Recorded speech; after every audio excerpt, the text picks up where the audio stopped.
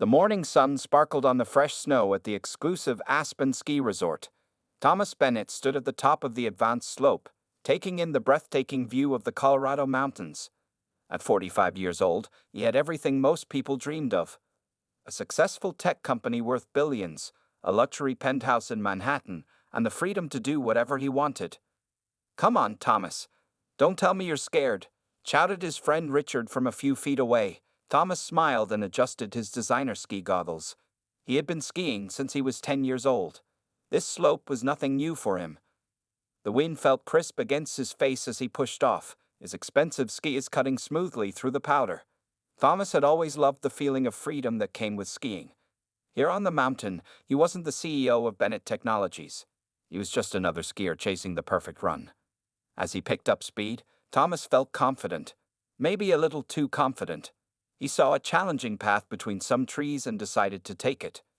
"Show off," he heard Richard yell behind him, but the wind carried the words away as Thomas zipped through the first set of trees. Everything happened in just a few seconds. A hidden patch of ice, a slight miscalculation. Thomas's ski caught an exposed root, and suddenly he was airborne. The world spun around him in a blur of white and blue. There was a sharp crack as his body slammed into a tree, and then everything went black. Thomas woke up 3 days later in Aspen Valley Hospital. The steady beep of machines filled the room. His sister Sarah sat beside his bed, her eyes red from crying. When she saw him awake, she grabbed his hand. "Thank God you're awake," she whispered. "We've been so worried." Thomas tried to squeeze her hand back, but nothing happened. He tried to move his legs, but they wouldn't respond. A cold fear gripped his heart as he realized he couldn't feel anything below his neck. The doctors explained it to him later that day. The impact had severely damaged his spinal cord at the C4 vertebrae. In simple terms, he was paralyzed from the neck down. They used words like quadriplegia and permanent condition, but Thomas barely heard them. All he could think about was how this was impossible. Things like this didn't happen to people like him. The next few weeks passed in a blur of surgeries, medications, and rehabilitation sessions. Thomas was moved to a specialized spinal cord injury center in New York, closer to his home. His company's board members visited, assuring him that everything was running smoothly. But Thomas barely paid attention. All his energy was focused on trying to accept his new reality. Simple tasks that he used to do without thinking now required help. Eating, drinking, bathing, everything needed assistance. For a man who had built his success on being in control, this dependence was harder to accept than the physical pain. Sarah took charge of modifying his penthouse apartment. Special equipment was installed, a hospital-style bed, ceiling lifts, and voice-controlled systems for everything from the lights to the television. His home office was redesigned with technology that would allow him to work using voice commands and eye-tracking software. The first caregiver they hired lasted 2 weeks. The second one quit after 10 days. Thomas knew he was being difficult, but he couldn't help it. Every morning, he woke up hoping this had all been a bad dream, only to face the same frustrating reality. "You need to give people a chance," Sarah told him one evening after the third caregiver quit. She sat in the chair next to his bed, looking tired but determined. "I know this is hard, but you can't push everyone away." Thomas turned his head, one of the few movements he could still make, and looked out the floor-to-ceiling windows of his penthouse. The New York skyline sparkled in the distance, just like it always had. But now it felt like he was looking at it from behind a glass wall, separated from the world he used to move through so freely. "Find someone else," he said quietly. "Someone who knows what they're doing. Someone who won't treat me like I'm made of glass." Sarah sighed and stood up. "Actually, I might know someone. A nurse from Nigeria. She comes highly recommended." Thomas closed his eyes. Another caregiver, another person to watch him in this helpless state. "Whatever," he muttered. "Just make sure they're professional." Little did he know that this next interview would change his life in ways he could never imagine. The morning of the interview, Thomas's penthouse was filled with sunlight. Sarah had opened all the curtains, something Thomas would have done himself in his previous life. Now he lay in his specialized bed, watching his sister arrange and rearrange the chairs in his bedroom for the 10th time. "Stop fussing," Thomas said, though his voice held no anger. These days, he was too tired to be truly angry. "She's a caregiver, not the Queen of England." Sarah smoothed her skirt and checked her watch. Grace Afolabi has excellent references. She's worked with spinal cord injury patients for 15 years. And more importantly, everyone says she has patience of steel. They'd all have excellent references, Thomas replied. He had heard it all before. The last 3 caregivers had perfect papers too, but none could handle his moods or the demanding nature of his care. The elevator dinged and Maria, the housekeeping manager, appeared at the bedroom door. Ms. Afolabi is here, she announced. Thomas turned his head slightly, the small movement he could still manage, and saw a woman enter the room. Grace Afolabi wasn't what he expected. She was tall and carried herself with quiet confidence.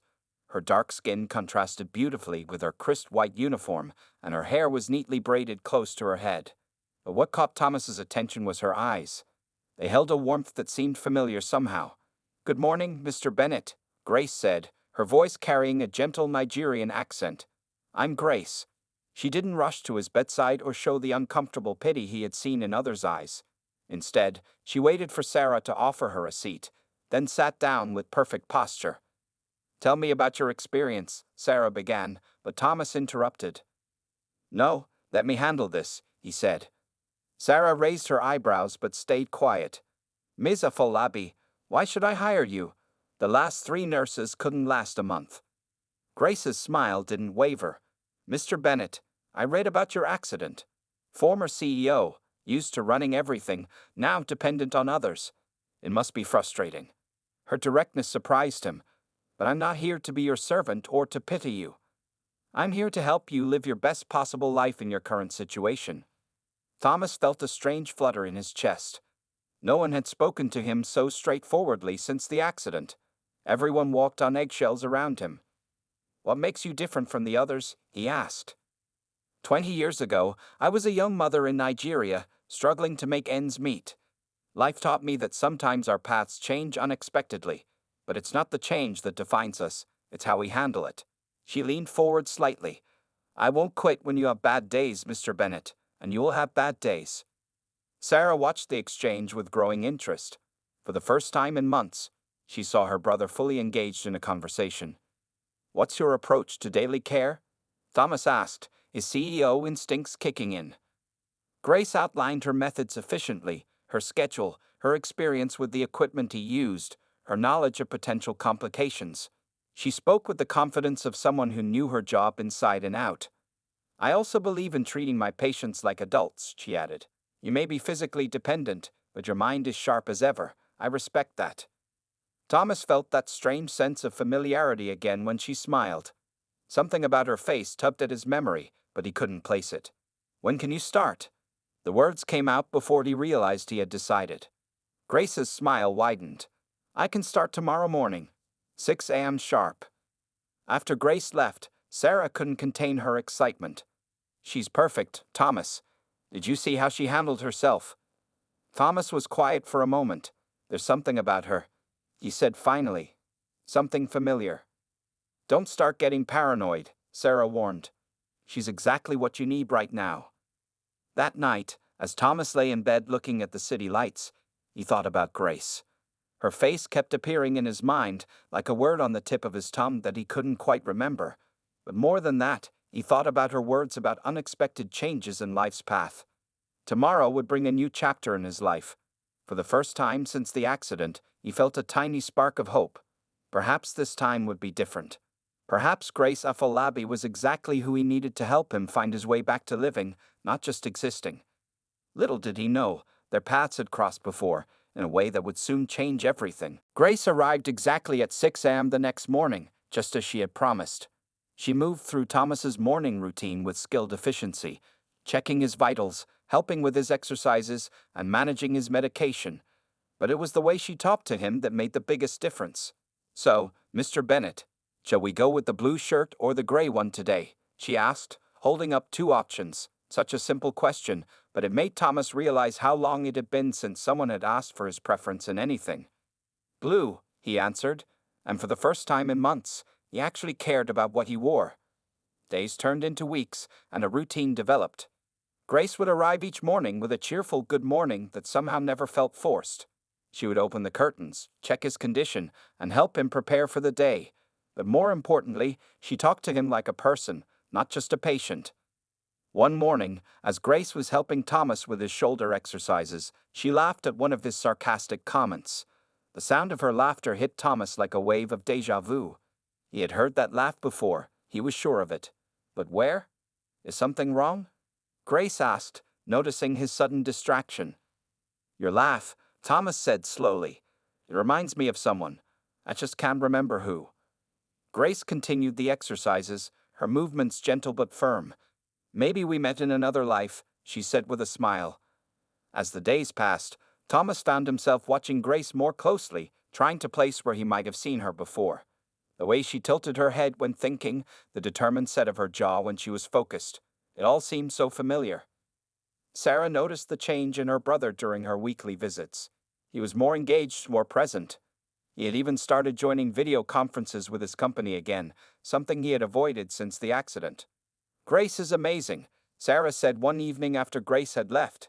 I haven't seen you this interested in life since before the accident. Thomas nodded slightly. There's something about her, Sarah. I know I've seen her somewhere before. Maybe she just has one of those faces, Sarah suggested, but Thomas shook his head as much as he could. No, it's more than that. When she laughs, when she's concentrating, I know I've seen her before. One afternoon, as Grace was reading him the business news, another part of their routine, she mentioned something about her daughter's college graduation. Your daughter? Thomas asked, surprised. You never mentioned you had a daughter. Grace's face softened with pride. Yes, my joy. She just graduated from medical school. It wasn't easy, raising her alone and putting myself through nursing school at the same time. Thomas felt another strong wave of recognition. A single mother, putting herself through school. Why did this story sound so familiar? That night, unable to sleep, Thomas kept thinking about Grace's story. The pieces were there, just out of reach. He remembered something from his past, a program he had started in his early days as CEO. What was it? The next morning, during his bath, Grace hummed a tune, a Nigerian folk song she had explained. As the melody filled the bathroom, another memory stirred in Thomas's mind. A photograph, an essay, a scholarship program his company had started 20 years ago in Nigeria. Grace, he said suddenly, his heart racing. Where did you start your nursing training? In Lagos, she answered, carefully washing his arm. At the Metropolitan Medical College. I was very fortunate to receive a scholarship. Without it, I would never have been able to study. Thomas felt his breath catch. Metropolitan Medical College, the scholarship program. Could it be? Was it? He started, then paused, almost afraid to ask. Was it the Bennett Future Leaders Scholarship? Grace's hand stopped moving. She looked at Thomas, her eyes wide with surprise. How did you know that? In that moment, standing over him with that shocked expression, her face finally clicked into place in Thomas's memory. A younger version of the same face, smiling from a scholarship application photo from 20 years ago. The same determined eyes, the same gentle smile. Because, Thomas said quietly, I'm the one who started that scholarship program. I think I've been trying to remember your face from your application photo. Grace stood very still, the washcloth forgotten in her hand, as the full weight of this revelation settled over both of them. The next few months brought remarkable changes to Thomas's life. With Grace's encouragement and care, he began making progress that surprised even his doctors. But more importantly, his attitude toward life had completely transformed. One sunny morning, as Grace helped Thomas into his wheelchair for their now routine trip to the penthouse balcony, he made an unexpected announcement. I want to restart the scholarship program, he said, watching a flock of pigeons soar past his balcony. Not just restart it, make it bigger, better. Grace paused while adjusting his blanket. Really? What made you think of that? You did, Thomas replied simply. Look at what one scholarship did. You became a nurse, your daughter became a doctor, and now you're helping me find my way back to life. Imagine what we could do if we helped more people. Grace pulled up a chair beside him, something she'd started doing during their morning talks. Tell me more about your idea, she said, her eyes showing the same excitement they had when she'd first received her scholarship letter 20 years ago. I want to create a foundation, Thomas explained, his voice growing stronger with enthusiasm. Not just for medical students in Nigeria, but for immigrant healthcare workers everywhere.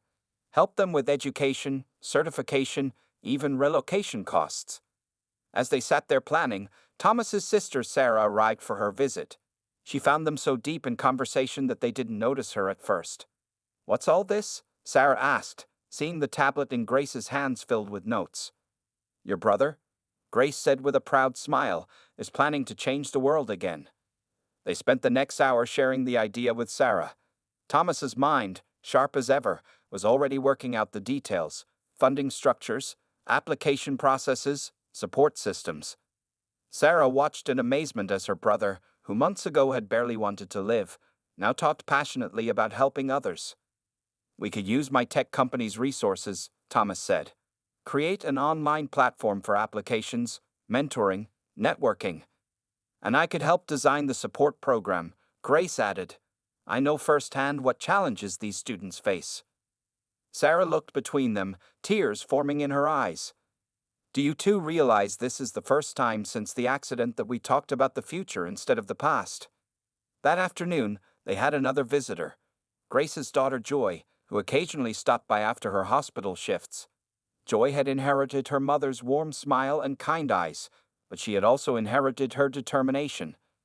"Dad," Joy called out as she entered, carrying a bag of fresh pastries. She'd started calling Thomas Dad as a joke a few weeks ago, and somehow it had stuck. "Mom told me about the foundation idea. I want to help too." Thomas felt his heart warm at her words. Over the past months, Joy had become like a daughter to him, bringing youth and energy into his home during her visits. "How about being on our medical advisory board, Dr. Joy?" Thomas suggested, making the young doctor beam with pride at her new title. As they all sat together, sharing pastries and ideas, Thomas looked around at these people who had become his family in unexpected ways. Grace was showing Sarah some potential logos she'd sketched for the foundation, while Joy was excitedly talking about involving her fellow residents in the mentoring program. "We need a name for the foundation," Sarah said, wiping cream from her mouth. Thomas thought for a moment. "How about Full Circle Foundation? Because that's what this is, life coming full circle in the most amazing way."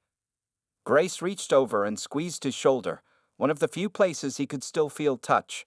"Perfect," she said softly, "just like everything else about this story." Later that evening, after everyone had left and Grace was helping Thomas prepare for bed, she asked, "Are you happy, Thomas?" He looked at her. This woman who had once been just a photo in a scholarship application would now become an essential part of his life. "You know what, Grace? For the first time since my accident, I'm not just happy, I'm excited about tomorrow." Grace smiled that familiar smile that had started this whole journey. "Then my job here is done," she said. "No," Thomas corrected her. "Our job is just beginning." 6 months after the idea was born, the Full Circle Foundation was ready to launch. Thomas's penthouse had transformed into a bustling headquarters, with one room dedicated entirely to the foundation's operations.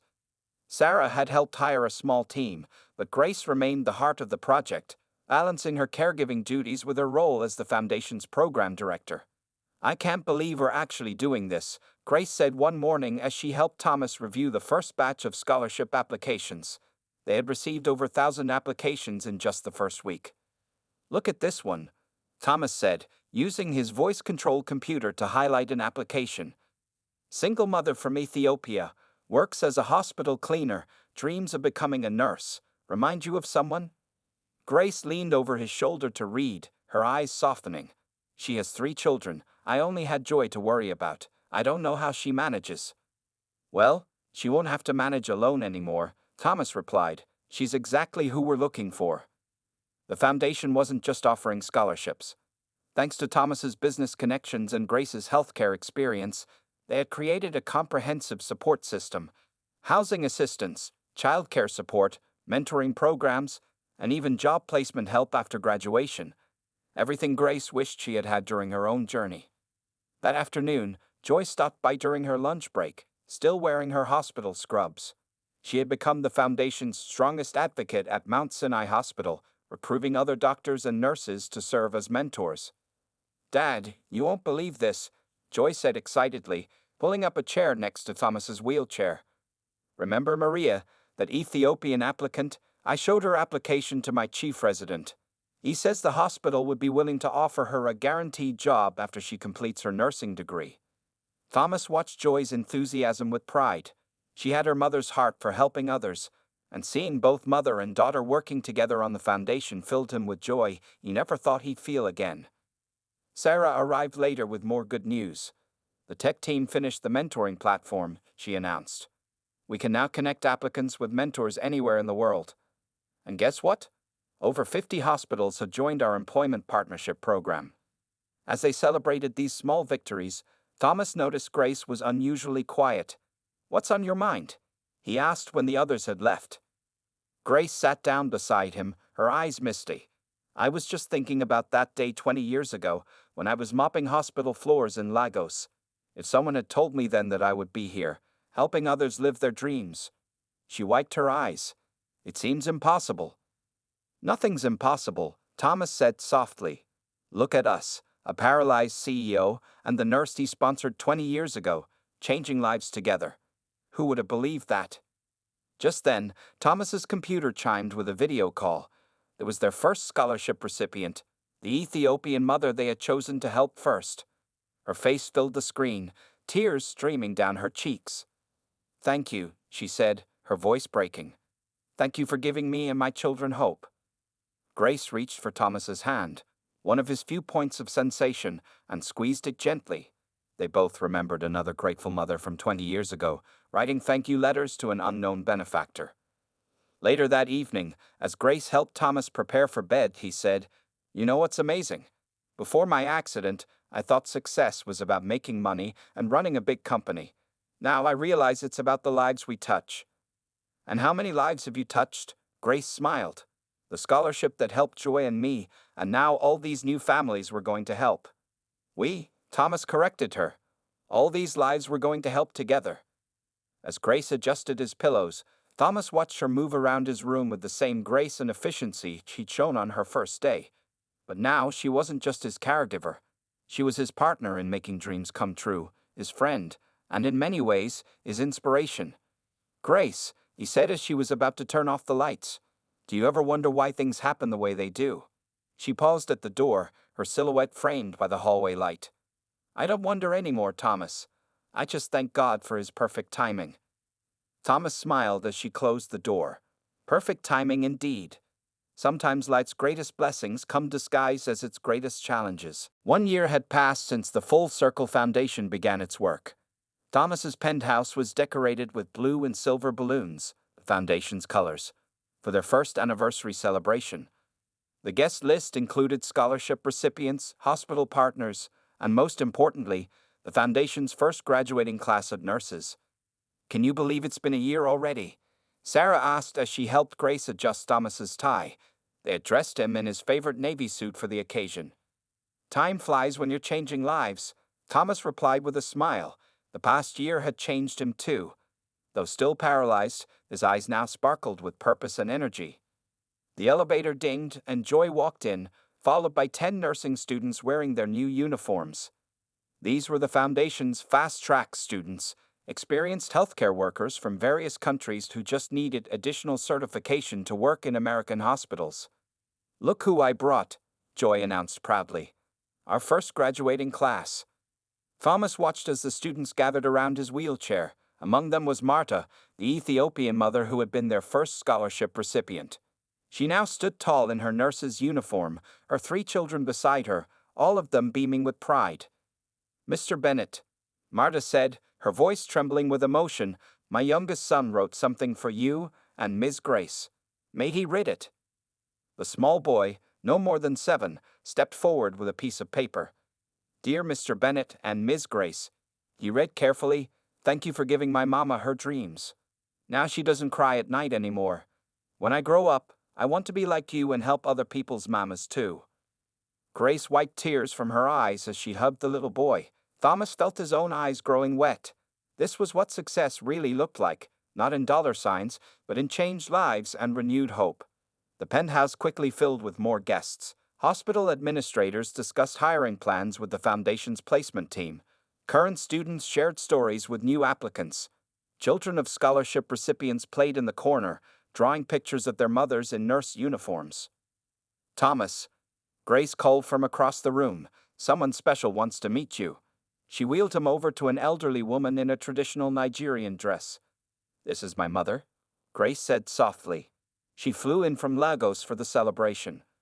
The old woman took Thomas's hand gently. So you are the angel who helped my daughter, she said, her accent thick, but her eyes clear and bright. 20 years ago, you gave us hope. Now look how many families have hope because of you and my Grace. Before Thomas could respond, Joy clinked her glass for attention. Everyone, she called out, I have an announcement to make. The room fell silent as Joy walked to the center, still in her hospital scrubs. She had come straight from her shift. Today, Mount Sinai Hospital has agreed to partner with the Full Circle Foundation to create a specialized training program for international medical professionals. We're calling it the Bennett Afolabi program. The room erupted in applause. Thomas looked at Grace in surprise. She hadn't told him about this. That's not all, Joy continued. Mom, Dad, yes, I'm calling you Dad now, Thomas, deal with it. The hospital board was so impressed with the foundation's work that they're dedicating an entire wing to immigrant healthcare worker training, and they want both of you to run it. Grace's hands flew to her mouth in shock. Thomas felt his heart swell with pride and emotion. From a simple scholarship program to a hospital wing, their dream had grown beyond anything they had imagined. Later that evening, as the party wound down and the last guests were leaving, Thomas and Grace found themselves alone on the balcony, watching the sunset over Manhattan.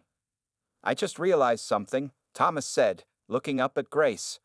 1 year ago, I thought I was the one who had helped you achieve your dreams. But really, you're the one who helped me find new dreams when I thought I had lost everything. Grace adjusted his blanket against the evening chill. Maybe that's what life is about, she said thoughtfully. Not just achieving our own dreams, but helping others find theirs. Even when, especially when, they think all their dreams are lost. As the sky turned purple and gold, they sat in comfortable silence, watching the city lights begin to twinkle. Sometimes the best stories don't end with dramatic declarations or grand gestures. Sometimes they end with quiet moments of understanding between two people who helped each other find their way back to hope. 5 years had passed since Grace first walked into Thomas's penthouse. The morning sun streamed through the windows of Mount Sinai Hospital's Bennett Afolabi wing, where Thomas sat in his wheelchair, watching the newest class of international medical professionals receive their certificates. Can you believe how far we've come? Grace whispered from beside him. At 53, her hair now had streaks of silver, but her eyes still held the same warmth that had changed Thomas's life years ago. The numbers spoke for themselves.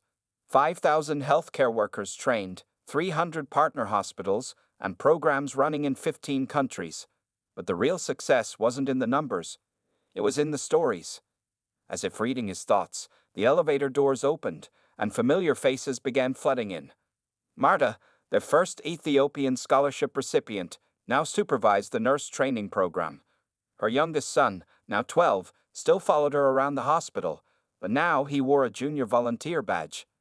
Uncle Thomas, Aunt Grace, a voice called out. It was Maria's daughter from their latest program in the Philippines, rushing toward them with her acceptance letter to medical school. Behind her came dozens of other graduates and their families, each carrying their own story of transformation. Joy, now the hospital's youngest chief resident, stepped up to the podium. At 35, she had her mother's grace and her adopted father's determination. Ladies and gentlemen, she began, welcome to the Full Circle Foundation's 5th anniversary celebration. The crowd settled into their seats as Joy continued. 5 years ago, my mother was a caregiver to a man who had lost hope. That man had once helped my mother when she was a struggling single mom in Nigeria. Today, they'd helped thousands find their path in healthcare. Thomas felt Grace's hand on his shoulder, one of the few places he could still feel touch. They had kept their original routine. She was still his primary caregiver. But now their days were filled with so much more than just medical care. We have a surprise, Joy announced, grinning. The hospital board, in partnership with the foundation, has approved the creation of the Bennett Afolabi Scholarship House. The screen behind her lit up with architectural plans for a building near the hospital. This will be a home for international healthcare students and their families during their training, Joy explained. A place where dreams can grow, just like Mom's dreams grew 20 years ago. Thomas looked up at Grace, seeing tears in her eyes. They both remembered the struggles she had faced as a single mother studying nursing. Now, other families wouldn't have to face those same challenges alone. Sarah, now the Foundation's executive director, wheeled Thomas to the front. Despite being 60 years old and still paralyzed from the neck down, his voice was strong as he addressed the crowd. "When I had my accident, I thought my life was over," he said. "Then Grace walked into my room, and I discovered that life wasn't over. It was just taking a different path. Sometimes our greatest blessings come disguised as our greatest challenges." Grace stepped forward, standing beside his wheelchair. "And sometimes," she added, "the person you help today might be the one who saves you tomorrow." After the ceremony, their extended family gathered in Thomas's penthouse. Joy and her new fiancée, Sarah, and her grandchildren, Marta and her kids, and dozens of others whose lives had become intertwined with theirs through the Foundation. As the sunset painted the sky in brilliant colors, Thomas and Grace found themselves on their familiar spot on the balcony, just like that first year. "Grace," Thomas said softly, "do you remember what you told me 5 years ago about life's timing?" She smiled, adjusting his blanket just as she had done thousands of times before. "That I don't question it anymore? Yes, I remember." "Well, I finally understand what you meant," he said. "Everything that happened, my accident, your scholarship, all of it, led us here. Not just to help others, but to help each other." Grace looked out at the city skyline, where the new scholarship house would soon stand. "You know what Joy said in her speech today? She said we're proof that kindness always comes full circle." "She's a smart girl," Thomas chuckled. "Must get it from her mother." As their extended family's laughter drifted out from the penthouse, Thomas and Grace sat in comfortable silence, watching the city lights twinkle to life. Their story had begun with a simple act of kindness 25 years ago, wound through tragedy and hope, and blossomed into something neither of them could have imagined. Sometimes, the most beautiful stories aren't the ones we plan, the ones that life writes for us when we're busy making other plans. 5 years had passed since Grace first walked into Thomas's penthouse. The morning sun streamed through the windows of Mount Sinai Hospital's Bennett Afolabi wing, where Thomas sat in his wheelchair, watching the newest class of international medical professionals receive their certificates. "Can you believe how far we've come?" Grace whispered from beside him. At 53, her hair now had streaks of silver, but her eyes still held the same warmth that had changed Thomas's life years ago. The numbers spoke for themselves. 5,000 healthcare workers trained, 300 partner hospitals, and programs running in 15 countries. But the real success wasn't in the numbers, it was in the stories. As if reading his thoughts, the elevator doors opened and familiar faces began flooding in. Marta, their first Ethiopian scholarship recipient, now supervised the nurse training program. Her youngest son, now 12, still followed her around the hospital, but now he wore a junior volunteer badge. "Uncle Thomas, Aunt Grace," a voice called out. It was Maria's daughter from their latest program in the Philippines, rushing toward them with her acceptance letter to medical school. Behind her came dozens of other graduates and their families, each carrying their own story of transformation. Joy, now the hospital's youngest chief resident, stepped up to the podium. At 35, she had her mother's grace and her adopted father's determination. "Ladies and gentlemen," she began, "welcome to the Full Circle Foundation's 5th anniversary celebration." The crowd settled into their seats as Joy continued. "5 years ago, my mother was a caregiver to a man who had lost hope. That man had once helped my mother when she was a struggling single mom in Nigeria. Today, they've helped thousands find their path in healthcare." Thomas felt Grace's hand on his shoulder, one of the few places he could still feel touch. They had kept their original routine. She was still his primary caregiver. But now their days were filled with so much more than just medical care. "We have a surprise," Joy announced, grinning. The hospital board, in partnership with the foundation, has approved the creation of the Bennett Afolabi Scholarship House. The screen behind her lit up with architectural plans for a building near the hospital. "This will be a home for international healthcare students and their families during their training," Joy explained.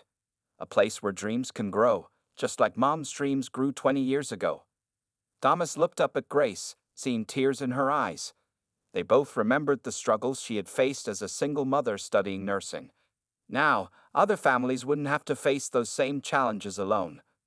Sarah, now the Foundation's executive director, wheeled Thomas to the front. Despite being 60 years old and still paralyzed from the neck down, his voice was strong as he addressed the crowd. "When I had my accident, I thought my life was over," he said. Then Grace walked into my room, and I discovered that life wasn't over. It was just taking a different path. Sometimes our greatest blessings come disguised as our greatest challenges. Grace stepped forward, standing beside his wheelchair. "And sometimes," she added, "the person you help today might be the one who saves you tomorrow." After the ceremony, their extended family gathered in Thomas's penthouse. Joy and her new fiancée, Sarah, and her grandchildren, Marta and her kids, and dozens of others whose lives had become intertwined with theirs through the Foundation. As the sunset painted the sky in brilliant colors, Thomas and Grace found themselves on their familiar spot on the balcony, just like that first year. "Grace," Thomas said softly, "do you remember what you told me 5 years ago about life's timing?" She smiled, adjusting his blanket just as she had done thousands of times before. "That I don't question it anymore? Yes, I remember." "Well, I finally understand what you meant," he said.